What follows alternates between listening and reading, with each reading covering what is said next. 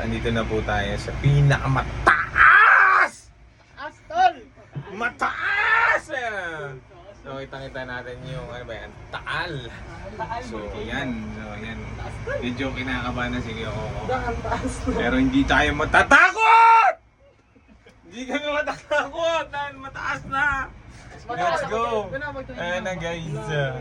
Salamat Lord. So, ganito kataas yung view.